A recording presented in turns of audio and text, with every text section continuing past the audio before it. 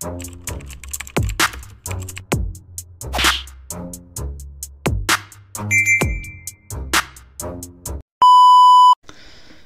what's up mga kumag, I'm back, ang inyong online judge. Walang iba kundi Judge Jinan. Okay guys, part 2 ng review natin sa lineup ng Ahon 15. So yung day 1 which is uploaded kagabi, no, na nakapag na tayo doon, nakapag bigay na tayo ng matchup review at predictions sa mga battles sa day 1, no. So yun, 3D, Raffian, Mirage, Cripply Topper, Lipcram, Pistolero, Tipsy D, EJ Power. Sila yung mga para sa akin lamang sa in terms of performance and yun sa style mismo, no. So ayun, sana na nagustuhan niyo yung hoping, no? Hoping kasi 'di ba? Sino ba naman ako para magbigay ng ganung predictions, 'di ba? So ayun, no, ano ko lang naman 'yon, in my own opinions lang naman, 'di ba? So ayun, tapos na natin yung day 1. And ito, punta na tayo ngayon sa day 2. Actually, akala ko matatapos ko siya ng isang buong video, yung day 1 and day 2. So, ayun, to be honest, guys. So, kagabi, habang nire-review ko or habang tinitignan ko yung match-up, sabi ko, kaya ko sigurong tapusin yung day 1 and day 2 sa isang video. Tapos, nagulat ako, after ng Shay and EJ Power, nakita ko yung vid is almost 1 hour na. So sabi ko, putulin ko na lang to and lagyan na lang natin ng part 2 para sa day 2. So ayun. Okay, so let's proceed. Harlem versus Katana. So isang veterano versus rookie sa flip top, no? Pero hindi na rookie talaga si Katana pagdating sa battle rap, 'di ba? Kita niyo naman yung mga pinagdaanan nito, no? Sa battle rap. Debut battle niya against Da Vinci, 'di ba? Laban niya kay Casper, which is yun nga, talo nga lang siya doon. Pero yung journey ni Katana, kung napanood niyo yung mga battles ni Katana sa Motus, kung hindi pa kayo pamilyar sa mga battles ni Katana, I suggest na panoorin niyo yung laban niya kay Da Vinci and laban niya kay Joss. Putang ina, ibang klaseng Katana yung mapapanood niyo doon. Sobrang lakas ni Katana doon. Tapos kung gusto niyo naman medyo may mga katatawanan no, mga jokes ni Katana, panoorin niyo yung Mirage versus Katana, o kaya yung Katana versus Crispy Pitus, I think sa 1 minutes, 'di ba? So yun lang naman. Pero ako personally, malaki na yung inimprove ni Katana sa battle, especially sa Motus, no. Then dito sa flip top, I think pangatlong battle niya to, 'di ba? Kasi yung una niya yun nga sa 1 minutes, pangalawa niya kay Mirage, then pangatlo ito, 'di ba? So sayang wala tayong nakitang sayad dito. Akala ko itutuloy ni Boss Arik yung Cripply versus Sayad or Poison 13 versus Sayad, 'di ba? Ang nangyari, Lipcram versus Sayad. Sayang. Pero ayun Harlem, puta, alam naman natin kung ano yung kayang gawin ni Harlem, 'di ba? Most especially yung battle niya kay Zendlook. Tang-inang 'yan. Sino mag-aakala na ganung Harlem yung lalabas sa battle na 'yon? 'Di ba? Kasi alam naman natin yung kakayahan ng isang Zendlook, 'di ba? Tapos biglang pumantay, no, si Harlem sa kung anong meron si Zendlook. So ang lupit lang nung na yun, ang lupit lang nung battle. Yun yung para sa akin, yun yung pinakamalakas na battle ni Harlem. And syempre sabi ko nga, rookie versus veterans, or 'di ba? Ilang taon na sa battle rap si Harlem, si Katana naman sa flip top bago, pero yung pinapakita niya is hindi naman pang bago, 'di ba? Kakaibang katana nga yung sinasabi ko nga sa inyo. Kakaibang katana na akala mo veterano na. Ang galing niyang sumilip ng angulo. Ito nga kaya nga sinasabi ko sa inyo, panoorin niyo yung laban niya kay Da Vinci tsaka kay Joss. Tangina, dun nyo ma-appreciate si Katana. Real talk 'yon. Kasi after ng laban ni Katana kay Da Vinci, then nasundan nyo ng Joss Tayo na, ang dami na naghahanap ng mga battles ni Katana. So, kung hindi nyo pa napapanood si Katana at kung nagtataka kayo kung bakit hinarap or binigay ni Boss Arik si Katana kay Harlem, doon nyo na malalaman kung bakit. Kasi syempre, at some point, pares din sila ng estilo, no? Na nagiging technical, 'di ba? Pares din silang bulol sa R. Shoutout kay Katana, 'di ba? Kakausap naman na kami ni Katana. Kakilala naman kami sa mga events, 'di ba? So, shoutout kay Katana. So, yun yung pares silang mahabang buhok, pares silang bulol sa R. Ano pa? Pares sila ng estilo. At some point, hindi ko naman sinasabi na lahat, no? Kumbaga, kaya din ni Katana sumabay. Feeling ko, kaya din ni Katana sumabay sa kung anong ipapakita ni Harlem, or kaya din ni Katana magbigay ng well-rounded rounds, 'di ba? Pwedeng sa 1 technical, pwedeng sa 2 jokes or halo, pwedeng, 'di ba? Ganon, kayang i-adapt ni Katana yung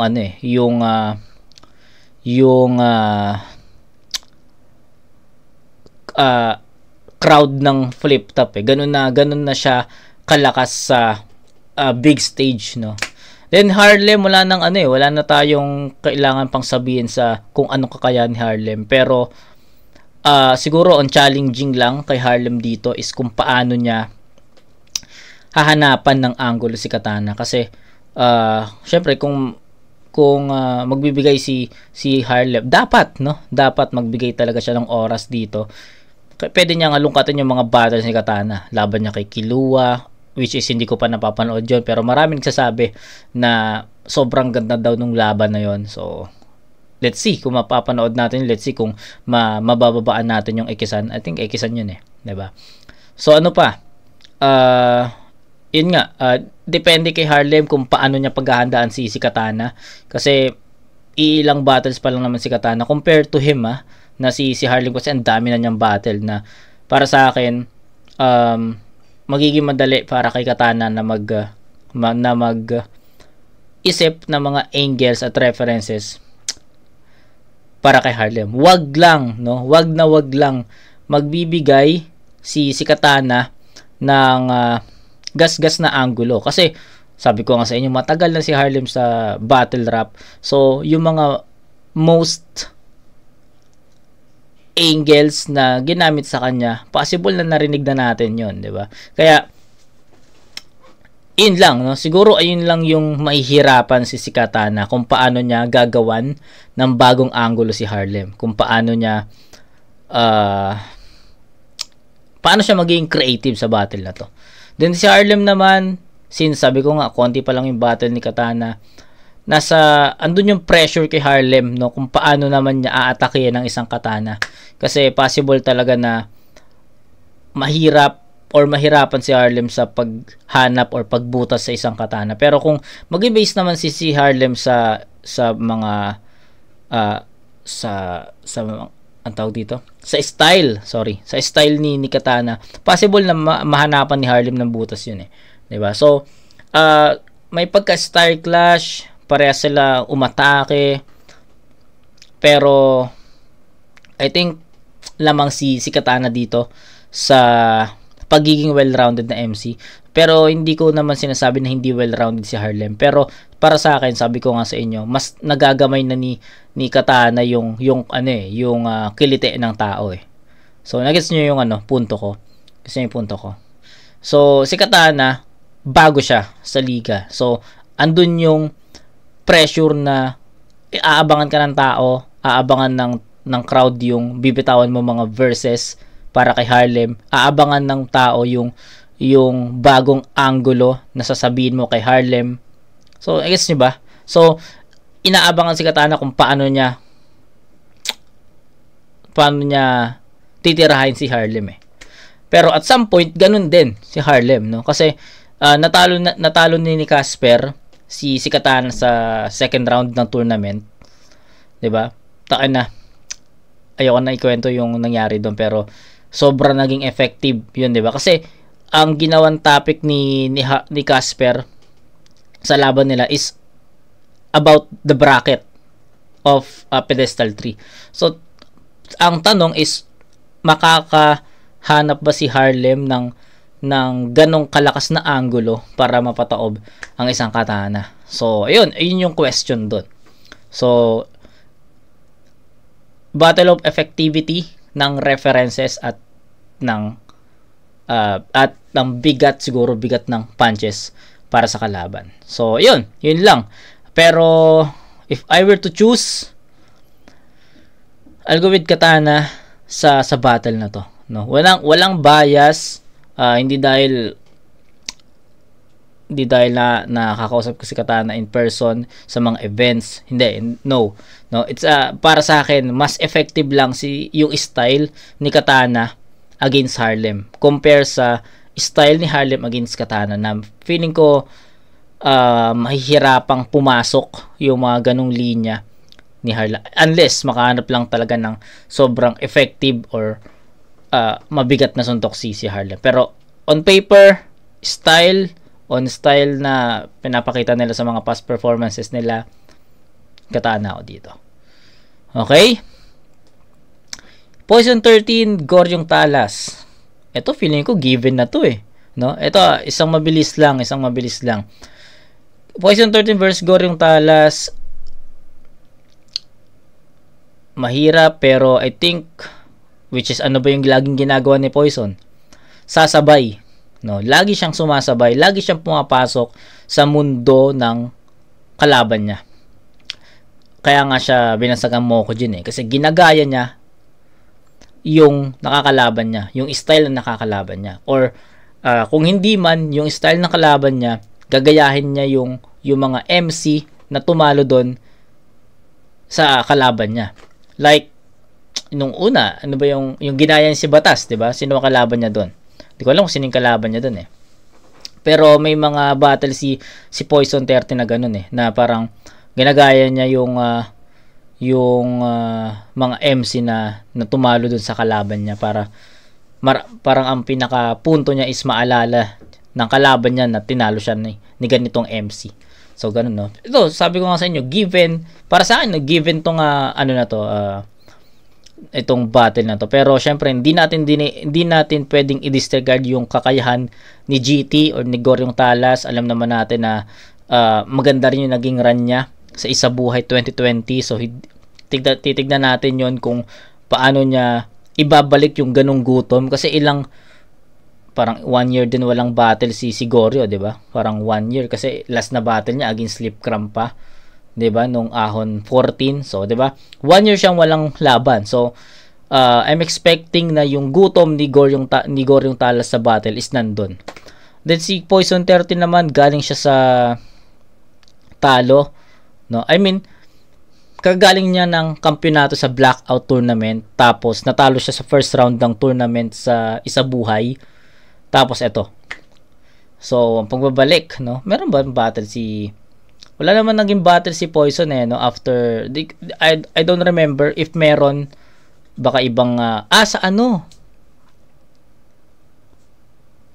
Hindi ko alam eh. Sa Motos, hindi po lumaban ba sa Motos? I don't know. Sa Pulo, alam ko sa Pulo lumaban siya doon. Pero going back, ito kasi yung laging ginagawa ni Poison, kaya feeling ko alam ko na yung magiging ano na ito, magiging takbo ng battle na to. So feeling ko talaga papasok si Poison 13 sa kung paano lumaro si Goryong Talas, at hindi ko masasabi na style clash yun, kasi yun nga eh, mirroring mirroring yung magiging battle, kumbaga Goryong Talas versus Goryong Talas yung mangyayari.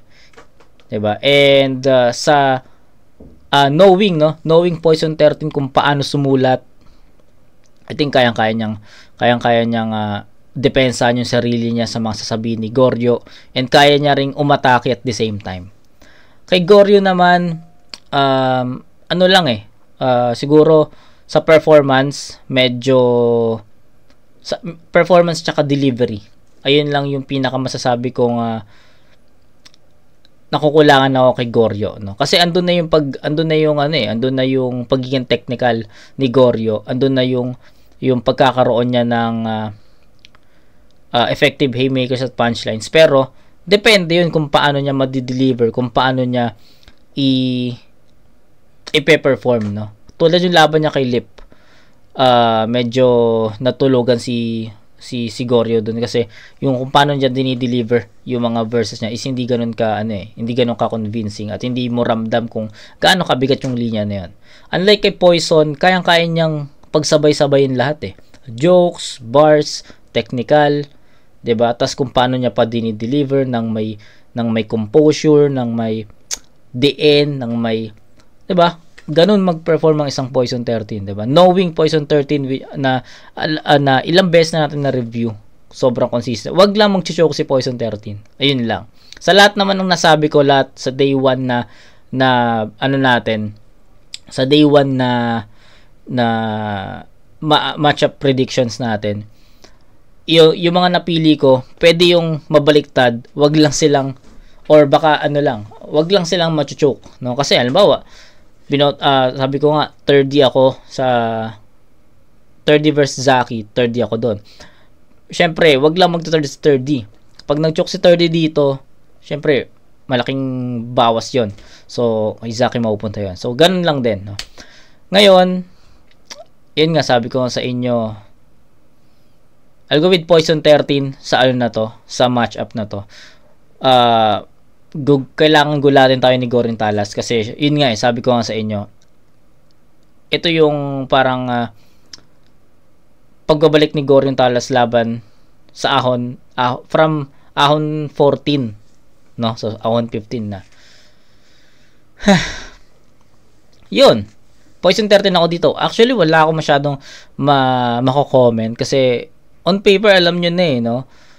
Hindi isa dinidisregard natin yung skills ni Goryo, pero sa galing humanap ng butas, angulo, references ni Poison, doon pa lang 'di ba? So yun, I'll go with Poison 13 sa battle na to. Poison 13 Katana. Okay? Proceed tayo, Jonas, Zenlook. Parang lang to. Nung nakita ko yung matchup, sabi ko, it's another Jonas versus Plasma. Ganon. Kung napanood nyo yung Jonas versus Plasma, masasabi nyo na on paper, ganito rin yun. 'Di ba? Tangina. Plasma, horrorcore, technical, yung pagiging lyricism is nandoon, alam nyo na yon, pero paano binasag ni Jonas yung ganon, yung ganong style?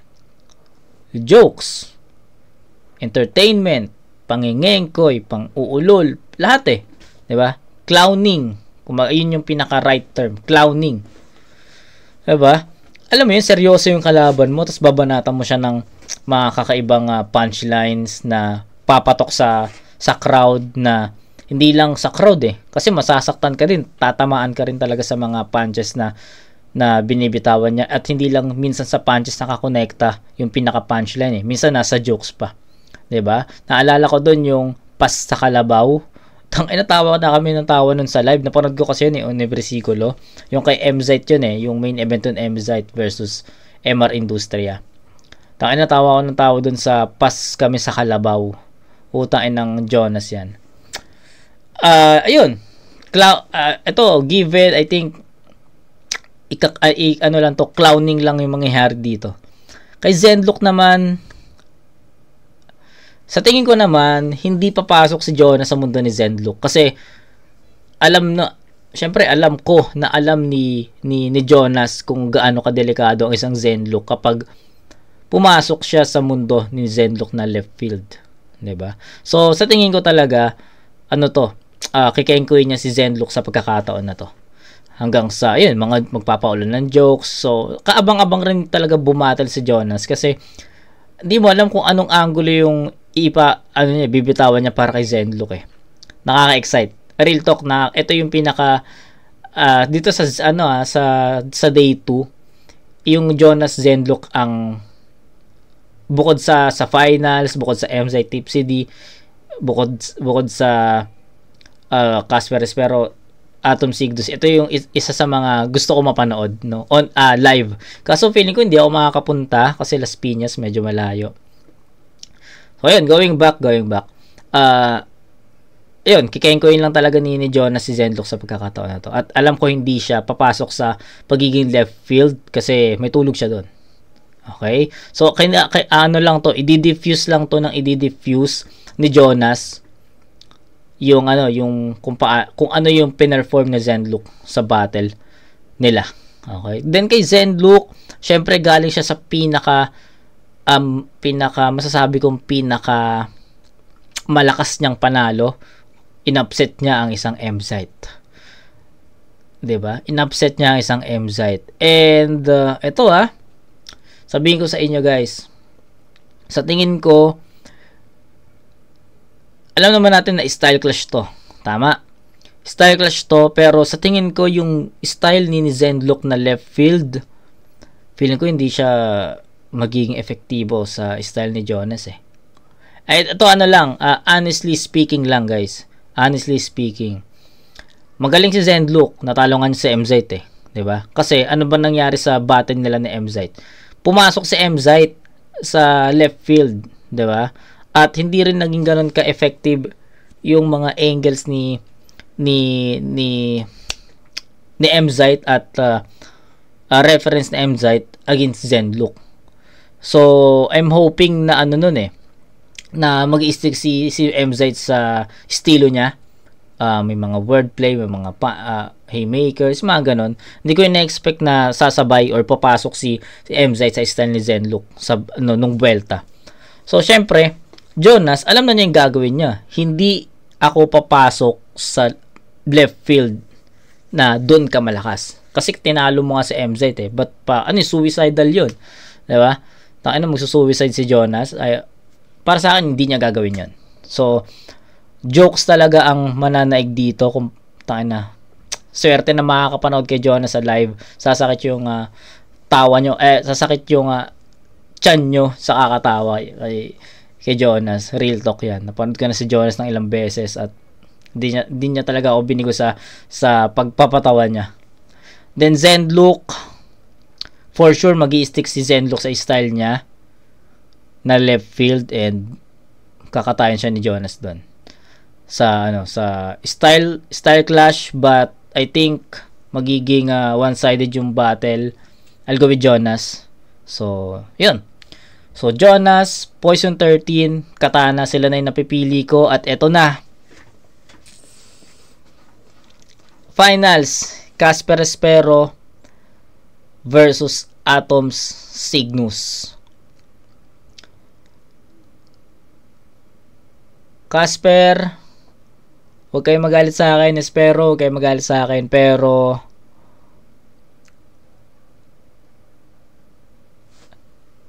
tangin ang hirap. Pero eto sabi ko nga sa inyo, ayoko maging bias sa channel natin. Even you're a tropa, kaibigan, nakakausap, lang talaga, based lang talaga sa napanood ko mga performances. Sa matchup na to, ginulat tayo ng although hindi pa uploaded yung Atom Cygnus versus Nego G Pamoso. Ako kasi napanood ko nung live yung Atom Cygnus versus Vicente Jos. Ito, ko na kayo. Unahan ko na kayo. Yung nilabas yung bracket na nakita ko yung Casper Espero nasa kabilang bracket, tapos yung Vicente Jos nasa kabila.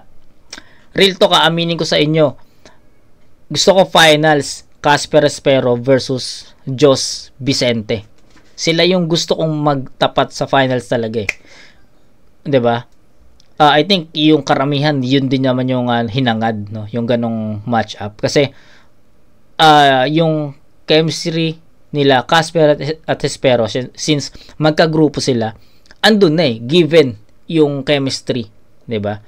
Yung Jos Vicente naman pare silang tondo. So yung pagiging agresibo sa battle, yung pagkakaroon ng mabigat na punches or punchlines sa kalaban, given na rin. Kasi napanood na natin yung dalawa, naglaban pa nga sila, 'di ba? Kaya no? So ako, sabi ko nga sa inyo, to be honest guys, Casper Espero versus Vicente Jos ang gusto ko maglaban sa match, sa finals, pero hindi yun nangyari dahil ginulat ng Atom Cygnus yung nanonood sa venue at isa kami doon. Isa kami doon, men. Alam mo yon, yung after unang bumanat, hindi ko pa napapanood yung video yung alam ko uploaded na yung alam ko uploaded na yung battle nila ng Atom Cygnus tsaka Vicente Jos. Hindi ko pa napapanood kasi gusto ko siya panoorin at the same time reviewin na rin. So hindi ko pa siya pinapanood. So ayun. Alam mo yun, unang bumanat sila Jos Vicente sa pagkakaalam ko eh. Tapos ito nung after ng round 1 ng Atom Cygnus, parang gusto mo agad round 2 na nila. Ganon yung nafe-feel namin nung nasa venue na kami na parang sa sobrang lakas ng round 1 nila Atom Cygnus, nabitin kami dun sa pinakita nila. Kaya parang gusto namin na round 2 nyo na, ituloy nyo na yung round 2, ituloy nyo na yung round 3. Ganon ka lakas yung performance nila Atom sa Cygnus noon. Ako personally at yung mga kasama ko, nagulat na tangina, ganyan ba kalakas yung ganyan kalakas yung handa nila, ganyan kaganda yung chemistry nila. Lahat nagulat, no? So ako personally nagulat ako sa chemistry na pinakita nila nung time na yon. So props sa kanila. Ayun. Excited ako sa magiging excited ako dun sa Atom Cygnus versus Pamoso Nego G. Di ko alam kung anong nangyari dun sa matchup na yun, pero I think alam ko na yung sagot, diba? So pasensya na kala Casper Espero tropa, diba? Alam niyo yan, nakakausap ko kayo sa mga events kapag bumaba ako sa flip top, sa Motus, alam niyo yan. Pero patunayan nyo na mali ako. Ang boto ko dito, or on paper, I think Atom Cygnus, no? Pipiliin ko sila Atom Cygnus sa sa matchup na to. Kasi marami pang bagong aabangan sa sa match sa team na to. Unlike kila Casper Espero, sabi ko since magkagrupo sila, given yung pagkakaroon nila ng magandang chemistry. Gets nyo ba? Sana naiintindihan nyo, no? Yung pagiging parang kumbaga hindi mo naaabangan yung kung paano sila mag-perform kasi magkasama sila, magkagrupo sila, gamay na nila yung laro ng isa't isa. So nagkalaban pa nga to 'di ba? Si Casper at Espero nagkalaban pa to sa finals ng Scene Zone. Tapos yun, basta Casper at Espero gamay na nila yung yung isa't isa, yung laro ng isa't isa. So ako, I'm expecting na maayos yung performance dahil nga sa ganon. Then why Atom Cygnus?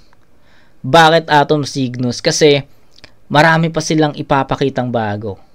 So andun yung mas polish na siguro yung chemistry nila, mas polish na siguro yung pag-generate nila ng, or sabihin natin pagsilip nila ng mga angles or yung pagiging creative nila, 'di ba? So andun yung tawag dito. Ano ba 'yun? Nakalimutan ko ano yung right term, pero andun yung aabangan mo talaga yung Atom Cygnus Kasi ako naramdaman ko yung energy nila nung battle nga sa second sight 13, which is na sobrang ginulat ako nun. So I think sa Pamaoso Negoji ganun din yung pinakita nila. So wag lang mapuputol yung consistency nila against finals. Kasi kung mapuputol yung consistency nila against Casper Espero, tangina, Casper Espero na agad talaga to. 'Di ba? Pero kung madadala ng Atom Cygnus yung energy, yung power, yung chemistry nila from their battle to Team JB at Team Tondo at Team Valenzuela, kung ano man yun, anong battle man yun kasi hindi ba uploaded, makukuha nila to. Yun yung yun yung hatol natin. Kung malinis na performance yung ipapakita niya ng Atom Cygnus, kung maayos na flow, basta maayos, basta overall is maayos, effective na punchlines, haymakers, maayos, mabigat na mga punto, makukuha nila to. Pero if ever na maging marumi, nagkaroon ng stutter, Casper Espero yan. Okay? So, ayun. On paper, pasensya na kila Casper Espero. Sabi nga, tropa kayo men, pero wag nyo masamain. No, wag nyo masamain. Pero ako, gusto ko lang maging honest dun sa napanood ko na past battles nyo. Malakas yung pinakita ng Casper Espero laban sa kala Mimak tsaka 0MB. Tama ba? Ay, sino ba yun? 0MB ba yun? Basta yung first round na battle, malakas yun. Pero sa tingin ko, mas malakas yung pinakita nila Atom sa Cygnus eh. Kasi mas mabigat din yung kalaban nila doon. So, yun. Nakakayaman kila Casper Espero, pero I'll go with Atom Cygnus sa matchup na to. So, Casper Espero, sana mali ako. Sana huwag kayo magalit. Baka magalit kayo. Baka sapakin nyo ako pag nakita nyo ako sa venue eh. Joke lang. Hindi. Naiintindihan nila yan. No? Pero I'll go with Atom Cygnus talaga sa battle na to. Okay? Husky Batang Rebelde. Tangina, mahirap kasi si Husky isa rin to sa mga paborito ko na komedyante sa battle. 'Di ba? Pero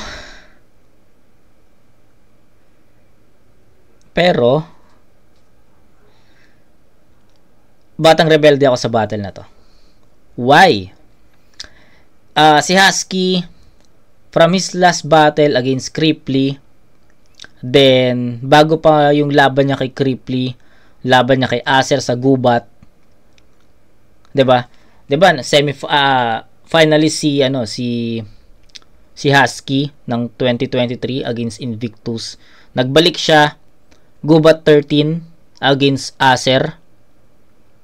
Malakas yung round 1 ni Husky noon, pero pababa yung performance niya. So, ako kasi, I'm expecting, finalist ka ng isa buhay, I'm expecting yung gigil mo na hindi mo nakuha yung kampyonato, na isang panalo na lang, makuha mo na yung kampyonato. Andun yung ina-expect kong gigil. Pero, naging chill lang si Husky that battle, no? Parang, nag-go with the flow na lang siya na kung matalo, edi matalo. So, hindi yung ina-expect kong Husky. Then, laban niya kay Cripply sa Vuelta Balentong. So, syempre nag-expect ulit ako na talo ka against Acer eh. Andun ulit ako sa nag-expect ng gutom ulit si Husky, pero hindi niya ulit nagampanan yun. Yes, andun yung mga effective na jokes, lalo na yung pinanood mo yung laban namin ni Shaboy. Tutorial yun kung paano maging tanga. Tapos pinanood mo, 'di ba? O, tanga ka. Tawa ako ng tawa nun. Yes, effective yung mga jokes ni Husky. Sabi ko nga sa inyo, si Husky isa yun sa mga paborito kong joker sa liga. 'Di ba? So, kaya rin niyang tumechnical, pero yun nga yung mali eh. Yun yung mali para sa akin yun yung mali ni Husky against Invictus. Kasi sumabay siya sa kung saan malakas si Invictus. 'Di ba? Ako, I'm expecting that battle magiging style clash eh. Kala ko magi-stick si Husky sa style niya. Kala ko magpapatok, or kala ko kikengkoyin niya si Invictus kasi malaki yung chance malaki yung chance na pagdating sa if you stick on your own style, malaki yung chance na mabaliktad pa yung resulta pero nagulat ako na sumabay si Husky laban kay Invictus, kaya yun siguro yung wrong decision or wrong move na ginawa ni Husky. So dito yun nga, from Gubat 13, Vuelta Valentong, pababa yung performance ni Husky. Kaya, ayun, based on his last 2 battles, wag naman sana na mangyari dito. Kasi, syempre, nasa ahon. Ayokong magkaroon ng choke lahat ng battles dito. Kasi, syempre, babayaran. Gusto ko sanang talagang manood, pero, wala walang budget, men. Ang laki niyan. 'Di ba? So, ayun. Batang Rebelde. Siguro ang masasabi ko dito sa style ni Batang Rebelde. Ito yung laban niya kay Tipsy D, men. Yung laban niya kay Tipsy D, sobrang nagulat ako doon kasi parehas nilang pagbabalik. Then parehas pang naging malakas yung performance, and nagulat ako kasi sumabay yung isang Batang Rebelde sa isang Tipsy D. 'Di ba? Kababalik lang niya ng dalawang yun, pero naging dikdikan yung battle, naging dikit yung battle kung paano ko siya napanood. Sumabay yung Batang Rebelde sa isang Tipsy D. 'Di ba? So dun pa lang based on his past or last battles, si Husky pa-decline or pababa yung performance. Si Batang Rebelde naman, yun nga, sumabay, although talo siya kay Tipsy D, pero sumabay yung isang Batang Rebelde sa isang Tipsy D na sabihin natin, kababalik lang din pero may baong mabibigat na bara. Diba? So, dun pa lang sa statements na yon, alam niyo na kung sino yung iboboto ko. So, I'll go with Batang Rebelde kasi mas well-rounded din si Batang Rebelde dito. Kaya niyang tumechnical na effective din kay Batang Rebelde. Kaya rin niyang magpatawa, mag-wordplay, kayang-kaya.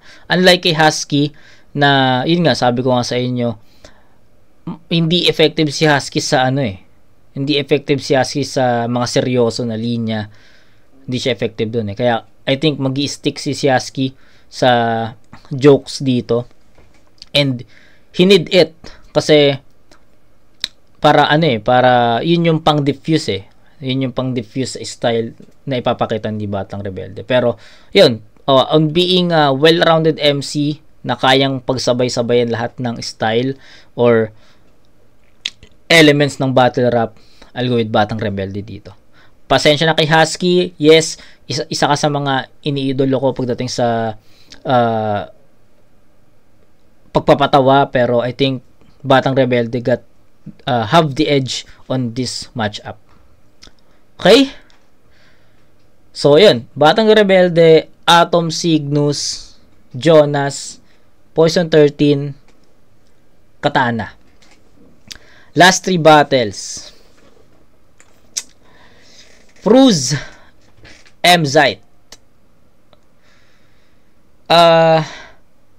Kagaya ng comment ko sa Tipsy D, Fruz, I think ayun lang din yung masasabi ko dito. Tanginang hirap. Yun nga, sabi ko nga, si Fruz, isa sa mga strength niya is yung mga multis niya, yung mga rebuttals niya, yung mga nasilip niyang angulo or punches sa kalaban niya, 'di ba? Ayun. May pagka-creative din si Fruz at some point. Pero MZ yung kalaban, men. MZ na para sa akin sobrang sipag maghanap ng angles sa kalaban. Sobrang feeling ko nga feeling ko tatapatan ni feeling ko lang naman. Feeling ko tatapatan ni MZ yung mga multis ni Fruz eh. Parang ipapakita niya na ganito lang mag-multis, bakit parang sa'yo hirap na hirap ka, parang feeling ko lang may ganong statement, no.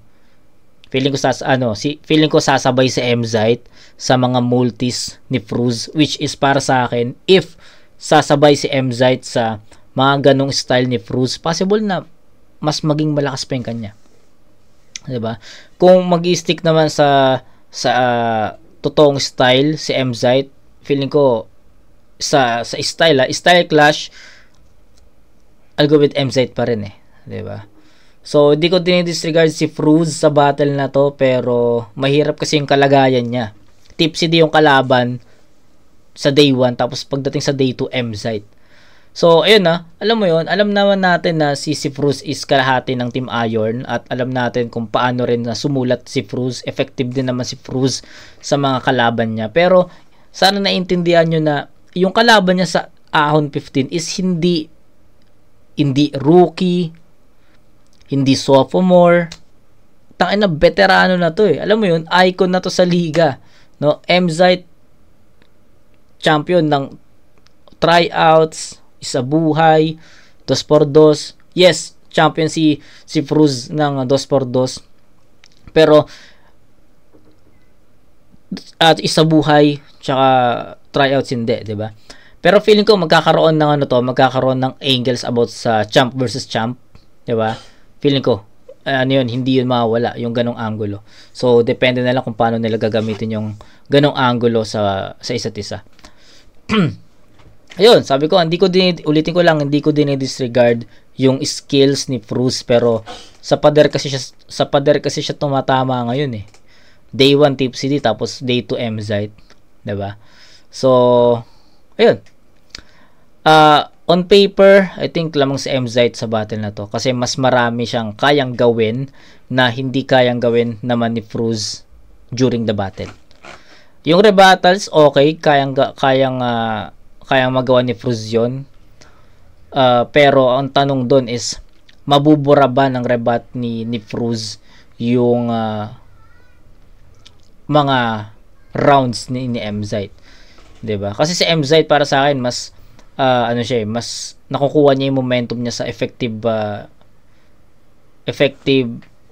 rebuttals. Tapos yun, susundutan na niya ng mga malalakas na punches. 'Di ba? Ganun magsulat ang isang Emzite eh. Kaya ayun, nakita ko na lamang si Emzite dito sa in terms of haymakers, punches, returns mismo.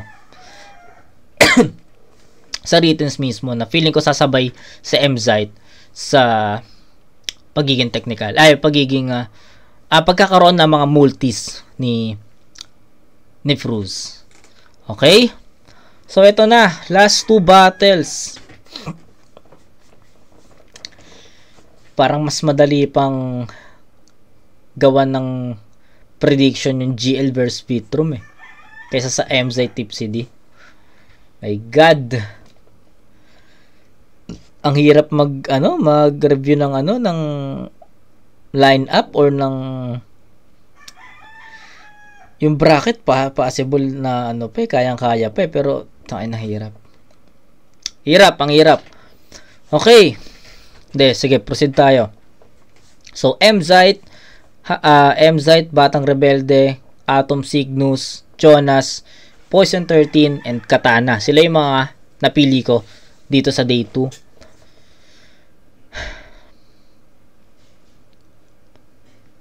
Hindi ko alam kung kanino yung momentum sa Emzite versus Tipsy D.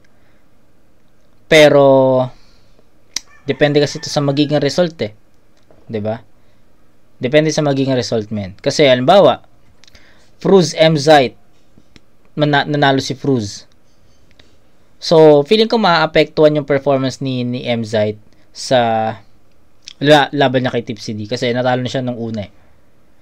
Pero if nanalo naman si Emzite laban kay Fruz, makaka-apekto rin yon in a good way na momentum niya.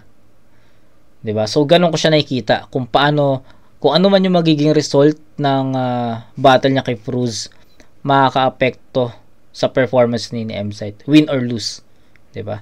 So, ayun, balik tayo. Proceed tayo. Sabihin natin since binoto ko si Mzite against Fruz. So, pagpalagay na natin coming to an impressive win si Mzite against Fruz then versus Tipsy D. At some point, guys, may pressure din kay Tipsy D. Alam niyo kung ano 'yun. Ang pressure kay Tipsy D dito is kung paano talunin ang isang Mzite na mayroong katatapos lang na battle. So, nagets nyo ba yun? Nagets nyo ba? Okay, ganito. Pareha silang may dalawang battle sa ahon. Day 1 and Day 2. Tama?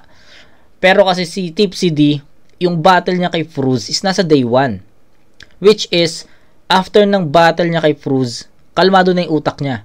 Na di na siya mag-iisip or di na niya i-recite ulit yung yung ibang mga verses niya kasi pahinga na, 'di ba? Unlike kay Mzite sa Day 2, after ng battle niya kay Fruz, judging lang yung pahinga, guys. Kung ilan yung judge nito, 5 o sabihin natin after ng 5 judges na mag-explain, ayun na, Mzite versus Tipsy din na agad. So, ayun lang yung pinakapahinga ni Mzite. Kumbaga, na-announce yung panalo na kung sino man yung panalo, yun na yung pinakapahinga ni Mzite sa judges. Tapos, tatawagin na agad si Tipsy D para umakyat sa stage. Yun yung pinaka-pressure ni Tipsy D na paano niya tatalunin yung isang Mzite na merong katatapos lang na battle. Pressure rin sa kanya kasi what if tinalo pa siya ni Mzite sa battle na to, 'di ba? Tangin na ang laking ang laking dagok nun sa career mo kasi syempre magiging angulo na 'yun sa'yo pangabang buhay na babati kung kailan ka man babattle, no? Na tinalo ka ng Mzite na may katatapos lang na battle, 'di ba? So andun yung pressure kailangan andun yung pressure kaya yung giggle ni Tipsy D kailangan hindi mawala, 'di ba? Then kay Mzite naman I think wag lang magkakabol-bohol yung mga linya ni Mzite. Magkakaroon tayo ng classic matchup. 'Di ba? Ang hirap, 'di ba? So, kay Mzite, wala naman ako masyadong masasabi sa match-up na to against Tipsy D. Kasi sabi ko nga sa inyo, ano lang yung pahinga ni Mzite dito, judging lang. After nun, laban agad. Ang pinaka-pressure lang talaga dito, ang pinaka-nafe-feel ko na may pressure talaga dito is si Tipsy D. Kasi, si Tipsy D, nakapagpahinga na after ng battle. Nakapagpahinga siya ng isang araw. Pwede niya pang i-polish yung sulat niya against Mzite. Pwede niya pang i-revise. Pwede niya pang i-recite. 'Di ba? Andun yung availability kung paano mo lilinisin or tatapusin yung rounds mo against Mzite. Unlike sa Mzite, once pumatong si Mzite sa stage against Fruz, wala nang babaan yun. Wala nang edit. Kung ano yung verses na kabisado mo against Tipsy D, yun na yun. Hindi mo na siya pwedeng i-recycle or i-edit, diba? Yun na yun. So, ako, hindi ko alam kung kayo rin pero ayun talaga yung pressure doon kay Tipsy D. Kung paano niya tatalunin yung Mzite na may katatapos lang na battle. Kasi syempre, andun yung gutom, no?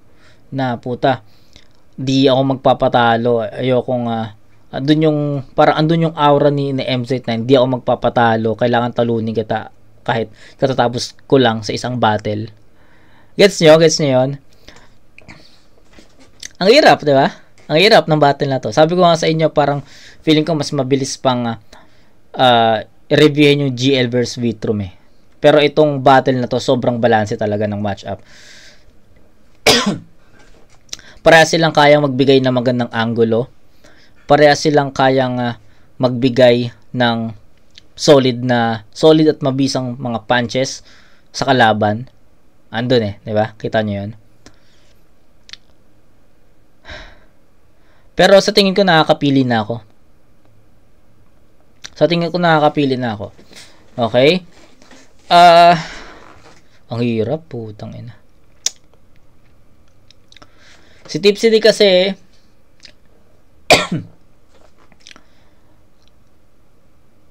laban niya kay Batang Rebelde. Para sa akin, round 1 lang yung pinakamalakas eh. Round 1 lang yung may malakas na impact. Pagdating sa 2 and 3, feeling ko lumaylay ng konti si Tipsy D dun eh. Actually, possible nga kay Batang Rebelde pa yung battle na yun eh. So, pero yung laban niya sa kay Ghostly, 1 minutes lang naman yun. Hindi ko na masyadong i-consider yun, no. Pero ayun nga, going back, si Tipsy D kasi, since babalik lang ni Tipsy D against sa Batang Rebelde that battle, siguro na ring rust, 'di ba? Kung tawagin.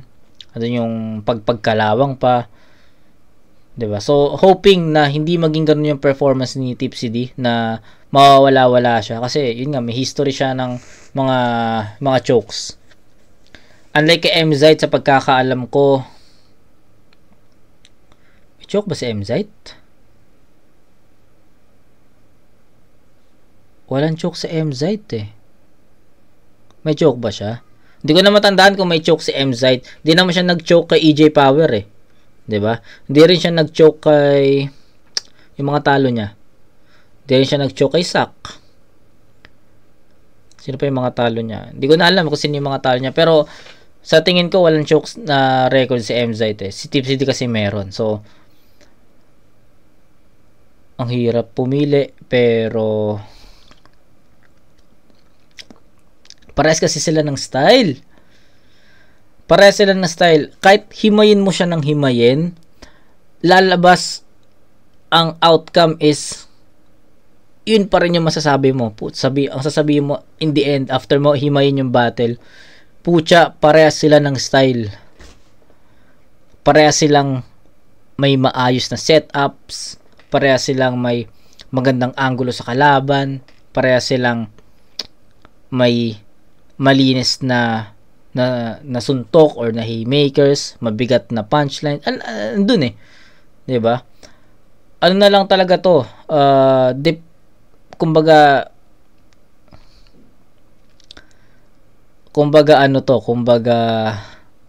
uulan kasi ng mga bara dito, guys. Tipsy D yan, MZite yan. Uulan talaga ng mga effective bars dito. So I think inang hirap mamili. The real talk, nahihirapan ako pumili. So parang dinisregard ko na nga yung yung kagagaling lang ni MZite sa battle. Dinisregard ko na yun para mas maayos kong mas maayos akong makapili kung sino yung iboboto ko sa ganitong klaseng match up.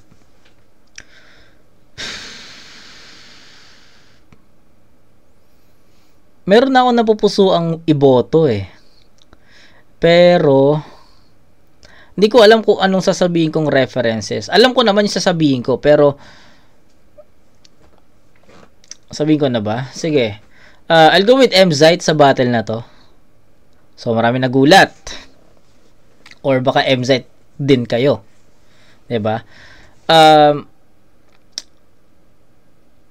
Sabi ko nga, pressure kay Tipsy dito kasi kung paano niya tatalunin yung MZite na kagagaling lang sa isang battle na ang pahinga is judging lang.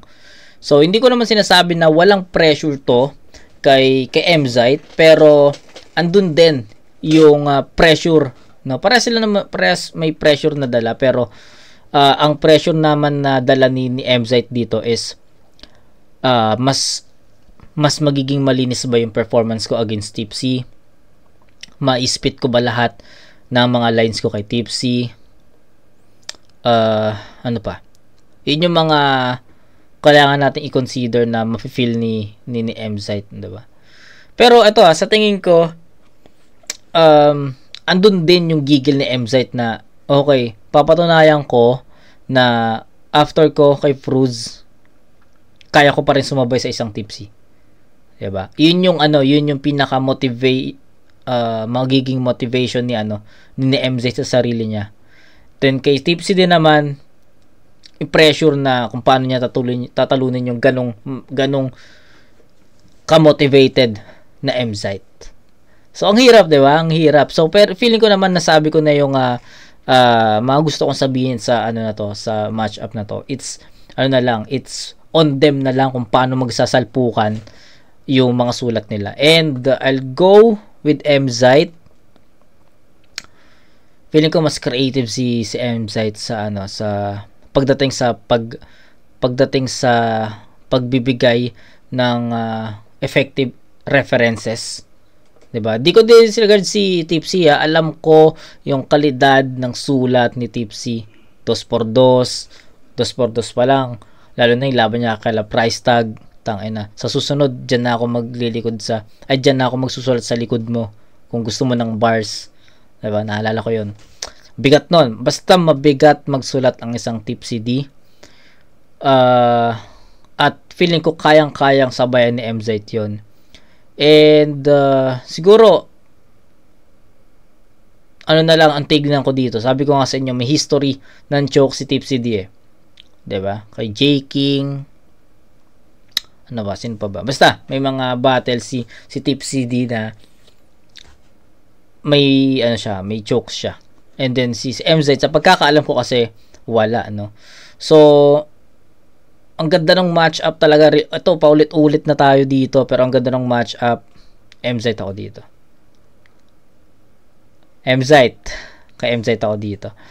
Ano pa bang mga dagdag explanation para mas ma-convince ko rin yung sarili ko na si MZ talaga? Kasi na lang talaga to, own preference, either way, kumbaga pwedeng Tipsy D, pwedeng MZ.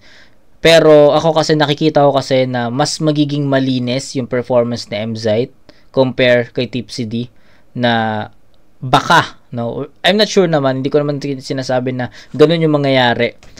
Pero ayun na, feeling ko mas magiging, feeling ko mas malinis na performer si MZ, mas masipag din maghimay. Feeling ko talaga merong dito. Feeling ko merong din, may pag breakdown din ng style. Ganon. And feeling ko rin na mas maraming angulo si MZ, yung mas maraming angle si MZ na makukuha against Tipsy D. So, para sobrang pantay. Alam mo yun, kung 100% yung basehan ng perfect na battle, siguro itong MZ Tipsy D, mga nasa 98. Ganong kadikit yung battle. Kaya, on preferences na lang talaga. Depende na lang kung sino yung may mas malinis na performance and mas effective na mga suntok. Pero, I'll go with MZ sa battle na to. MZ, na yun? Final na yun, no? Di ko dinidisregard, ulitin ko lang, di ko dinidisregard si Tipsy D, pero nakikita ko na lamang si MZ pagdating sa sulat at pagiging creative din sa battle. Kasi minsan si MZ, sa setups pa lang, sa rebuttals pa lang, meron ng doon, may score na doon. So parehas naman sila, pero mas napupusuan ko lang na alam ko na maadadala ni MZ yung momentum, win or lose, laban kay Tipsy D. Okay? So, yun, wala na masyadong explanation. MZ. Okay, so dalawang MZ yung napili ko dito. So, MZ, Batang Rebelde, Atom Cygnus, Jonas, Poison 13, and Katana. So, actually, habang nagdadrive ako kanina, kahit nung mga nakaraan pa, iniisip ko na to no? Etong MZ Tipsy D, Fruz MZ, tsaka Tipsy D Fruz. Sabi ko nga sa'yo, habang nagdadrive ako, nung nakita ko yung lineup na to, sabi ko, feeling ko si Tipsy D yung mag-uuwi ng 2-0 na standing. Then si MZ is 1-1. Tapos si Fruz is 0-2. Yun yung ano ko talaga, yun talaga yung parang nakita ko nga scoring, no? Kasi parang may nabasa ko sa Facebook na para sa'yo sino yung mag-uuwi ng dalawang panalo para sa ahon na to or sa event na to. So habang nagdo-drive ako, iniisip ko yun, sabi ko, sino nga kaya? So ang initial vote ko talaga, si Tipsy D ang unang si Tipsy D ang makaka 2-0. Si Mzite ang makaka 1-1, then si Fruz ang magkakaroon ng 0-2. Pero ngayong ni-review natin yung match-up and nahimay natin, na breakdown natin yung line-up. So feeling ko si Mzite pa yung magkakaroon ng 2-0 na score sa 3-way battle na to. Then si Tipsy D magkakaroon ng 1-1. Then ayun, si Fruz kakaroon siya ng 0-2 para sa akin. Pero hindi rin ako magugulat kung tinalo or tatalunin ni Fruz si Tipsy D or si Mzite sa battle na to. Diba? Okay, so ako Mzite ako dito. Ito na, finals. GL Vitrum. Yung GL Vitrum parang Balakid versus Aklas ng 2013 Isabuhay Finals. Kumbaga, ano na lang to? Kumbaga, ano ba? Ano ba yung right term doon? Kumbaga, itong GL Vitrum, sila yung in-improve na Balakid, sila yung in-improve na Aklas at nag-match up ulit para makita kung sino yung after 11 years, diba? After 1 decade or 11 years, parang effective pa rin ba yung Vitrum style or sabihin natin Aklas style sa katawan ni Vitrum, or yung Balakid style na nasa katawan naman ni GL. So that's the question sa ano na to, sa matchup na to. Ang hirap, diba? Kasi si GL sobrang creative niya kada battle. Yung laban niya kay EJ Power na sobrang parang comparison tsaka chapter by chapter. Diba? Chapter 1, 2014, 2016. Tas chapter 2, 2018, 2020, nasan ka? Ito ako. Alam mo yun, natatandaan ko pa nga kung ano yung mga sequel na sinabi niya eh. Diba? Ganon ka-creative ang isang GL pagdating sa battle, at kaabang-abang si GL sa pagkakataon na to kasi finals na kung paano siya magiging creative against Vitrum na para sa akin sobrang hirap i-diffuse ng style. Nakita nyo naman siguro, napanood nyo naman din siguro yung battle ni Vitrum against Slack 1. Yes, nag-choke si Slack 1 that night, pero if ever na malinis na performance yung pinakita ni Slack 1, possible guys, kay Vitrum pa rin yung panalo na yon. So ayun yung tinutukoy ko, no?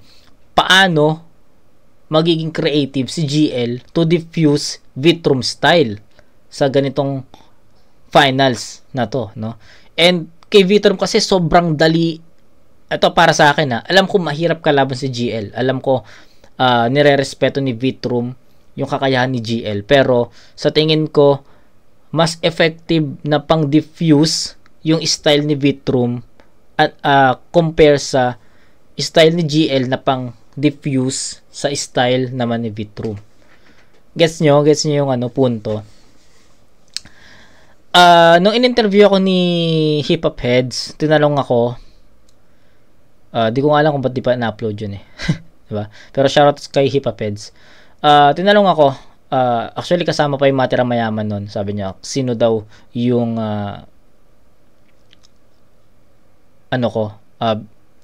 prediction ko sa MOT tsaka 6th threat.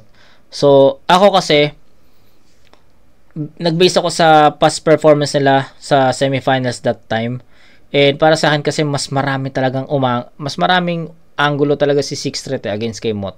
Kaya ang sagot ko doon, I'll go with 6th threat. Kahit na sobrang fan ako ni MOT, no? Sobrang fan ko si sobrang idol ko talaga si MOT.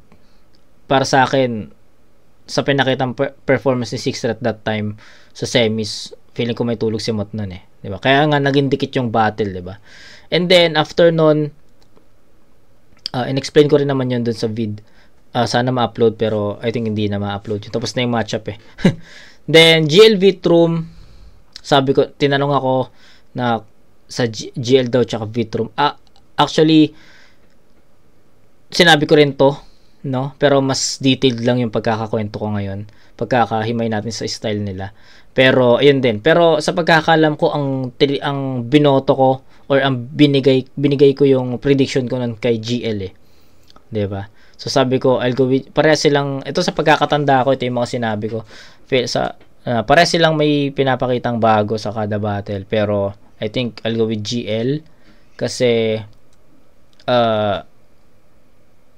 parang given sa kanya na parang kumbaga kaabang-abang yung ano pa yung ipapakita niya. So I think ayun lang yung nasabi ko doon, 'di ba? So that time I'll go with GL. Pero ayun, the night comes kung paano natin na ni-review natin yung lineup ng Ahon 15. And it turns out na ang final decision ko or final prediction ko sa finals ng Isa Buhay is kay Vitrum. Yes, men, kay Vitrum. Hindi kayo nagkakamali ng pandinig. I'll go with Vitrum sa finals na to. So, ganun lang kasimple, men. Naisip ko lang din na kayang-kaya ni Vitrum basagin yung pinapakitang bago, pinapakitang solid na performance ni GL eh, 'di ba?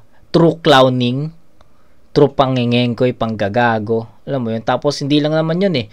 Nakakaisip din si Vitrum ng mga mabibigat na suntok na yes, sobrang effective din sa kalaban, 'di ba? So, alam mo 'yun. At the same time, I mean, kaya niyang dumepensa at the same time kaya niyang umopensa. Ganun yung style ni Vitrum. Then sa tingin ko yung style naman ni GL is more on atake. Atake. 'Di ba? Yun yung nakikita kong performance palagi ni GL. More on atake siya. 'Di ba? Atake. So wala siyang para sa akin na wala siyang defense mode or wala siyang pangontra sa ipapakitang performance ng kalaban. Unlike si Vitrum, kung atake yung ibibigay ni GL sa battle na to, sa rebattles pa lang or sa next na round na na returns niya, kaya niyang basagin yun eh, 'di ba? True clowning. Diba? Kasi alam naman natin si Vitrum ang lakas mangulol niyan, ang lakas mangengkoy niyan, 'di ba? So kung seryoso yung atake ni GL dito, tapos babasagin lang siya ni Vitrum sa pamamagitan ng ganong style, men, kay Vitrum yung championship dito. So ayun lang naman yung nakikita kong possibilities, 'di ba? Yun yung possibilities na mangyari sa finals ng Isa Buhay 2024. So, yun, to recall, Katana, Poison 13, Jonas, Atom Cygnus, Batang Rebelde, Mzite, dalawang Mzite, pinili ko dito. Then, Vitrum ako sa finals ng Day 2. Tapos rin. Ang hirap magbigay ng prediction. Ang hirap magbigay ng panalo kasi ang hirap pumili kung sino para sa iyo yung panalo or lamang sa battle nito kasi on paper lang eh. Hindi pa naman natin nakikita yung pinaka-performance nila and syempre, doon tayo mag-base sa pinaka-performance. Pero, ayun, predictions nga lang to, 'di ba? Sabi ko nga sa inyo, predictions lang. Yun, to recall, Day 1, so, 3D, Raffian, Mirage, Cripply Topper, Lipcram, Pistolero, Tipsy D, EJ Power. Sila yung para sa akin, napipredict ko na sila yung prediction ko na mananalo sa matchup nila. Then, day 2, Katana, Poison 13, Jonas, Atom Cygnus, Batang Rebelde, dalawang Emzite, then Vitrum. So, yun. That's it. And that's for tonight. Grabe. Usapan natin. Umabot na naman ng 1 hour. Grabe yung ano na to. Yung pag-review ko sa matchup na to or sa lineup na to ng Ahon 15 event. Nauubos yung laway ko kakasalita, no. Mas gusto ko pa mag-review ng battle kasi at some point nakakapagpahinga pa ako magsalita, no. Makikinig ako, 'di ba? Pero ayun, gusto ko naman to na actually sabi ko nga sa inyo sa day kahapon na day 1 review natin. Gusto kong magbigay ng opinion sa lineup na to kasi isa to sa mga kakaibang ahon na nakita ko. Okay? So ayun, big shoutout talaga sa nag-request nito. So sa pagkakatanda ko, Momoring 3317. I don't know kasi wala na akong kopya. Pero na shoutout na kita sa day 1 kung tama man ako na Momoring 3317 ka. So shoutout sa iyo, maraming salamat. So yun, tapusin na natin yung vid. Medyo naubusan na talaga ako ng laway dito. Pero sana nagustuhan nyo yung match-up predictions natin. And sa mga tropa dito sa match-up na to, most especially Casper Espero, walang personalan. But prediction lang talaga sa battle, no? Pero ayun, sino pa mga tropa dito? 30 Mirage, Lipcram, sila lang naman sa kabila, Katana, sila lang naman, no? Sila lang naman. So, ayun. Pasensya na, Casper Espero. Pasensya na. Pero ayun, sabi ko nga, walang personalan. Ayun, okay? So, ayun, kita-kits tayo sa next na review and I think matutuloy na natin yung Bad Blood, Sunugan, na laban ni Makagago tsaka ni Price Tag. So, pinutol ko lang, dapat supposedly kahapon yun ma-upload. Pero sabi ko, unahin ko na lang muna tong Ahon 15 review para mas tuloy-tuloy sa mga susunod na battle review. Okay? So, yun. Yun lang. So, kita-kits tayo sa next na review and I'm sure na battle na yung re-review natin. Okay, so sana nagustuhan nyo yung 2-part, no? 2-part kasi yung kagabi tsaka yung ngayon. Sana na-enjoy nyo kahit papano. So, feel free to comment your suggestion or yung predictions nyo rin sa matchup na to para pag-usapan natin sa comment section. Mas maganda yun. Okay? So, yun. Kita-kits tayo sa next na review, mga kumag. Peace out.